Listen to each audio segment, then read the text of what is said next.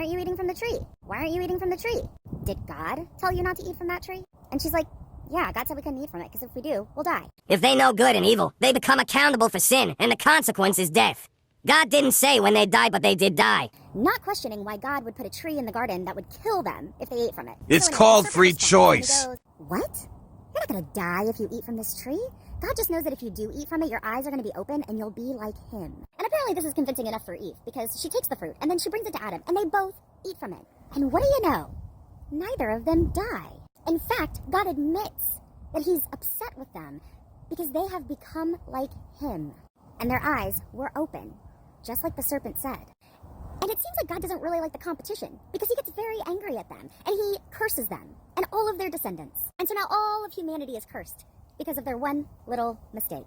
And it's going to take a lot of mental gymnastics to read this plainly and think that the serpent was the one who was deceiving Adam and Eve, and not God. The serpent told the truth. God is the one that lied and told them they would die if they ate. First of all, God put the tree in the Garden of Eden to give Adam and Eve a choice. God is the one who put the tree there. You understand? He didn't have to.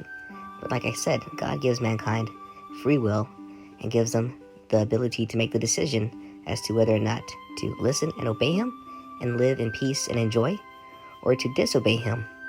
These are our options. What do you know?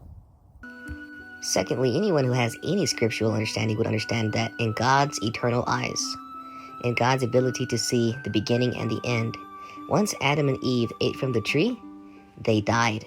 You see, if they never ate from the tree of the knowledge of good and evil, they would have lived eternally. In God's eyes, they would have lived forever. But since they did eat from that tree, their death was certain. In fact, God considers a lot of people walking today on earth, according to the New Testament, he calls them dead people walking. Because in God's eternal eyes, right, because God exists outside of physical space-time, in his eyes, they're dead already. Now, thanks to God's mercy, he gave mankind the chance to redeem themselves. He even prophesied that the woman's seed would stomp on the head of the snake and basically conquer Satan. What do you know? Do not misjudge God's mercy here, because if God wanted to, he could have eliminated mankind right there and then. But no, he granted us mercy. He gave us purpose.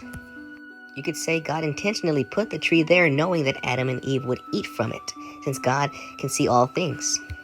And we know this is true because the New Testament says that Christ's arrival was predetermined before God created everything. The birth of Jesus Christ was preordained to cover mankind's sin, which he knew they would do with their free will, because anyone that is a free will agent will eventually disobey God. Why aren't you eating from the tree? Did God tell you not to eat from that tree? What do you know?